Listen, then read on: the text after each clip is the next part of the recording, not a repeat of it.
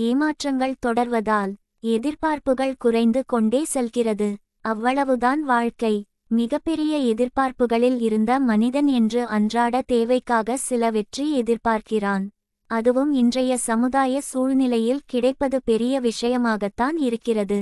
நல்ல வேலை, நல்ல சாப்பாடு, நல்ல வீடு, நல்ல தூக்கம் என்று இருந்த மனிதன் இன்று பைக், கார், லட்சம் மதிப்பில் போன் வேண்டும், பங்களா வீடு வேண்டும், நடிகை போல மனைவி வேண்டும், நடிகர் போல கணவன், மீண்டும் அவர் கோடிக்கணக்கில் சம்பாதிக்க வேண்டும் என்ற இந்த சமுதாய சூழ்நிலைக்கு ஏற்றவாறு எதிர்பார்ப்புகள் இப்படி போய்விட்டன. இதெல்லாம் எதிர்பார்த்த மனிதன் நாம் வாழ நல்ல பூமி வேண்டும், நல்ல காற்று வேண்டும், நல்ல தண்ணீர் வேண்டும் என்று எதிர்பார்க்க மறந்து விட்டான். தான் வாழ்வதற்காக தன்னை சுற்றி இருக்கும் அனைத்தையும் அழிக்கிறோம் என்று தெரியாமல் அழித்து கொண்டிருக்கிறான். ஆடம்பர வாழ்க்கைக்கு அடிமையான மனிதன் எதிர்பார்ப்புகளை அதிகப்படுத்திக் கொண்டே சென்று இன்று எது நல்ல எதிர்பார்ப்பு என்று கூட தெரியாமல் வாழ்ந்து கொண்டிருக்கிறான். உன்னுடைய நியாயமான தேவை என்ன என்று உன்னை நீயே கேட்டுக்கொள்.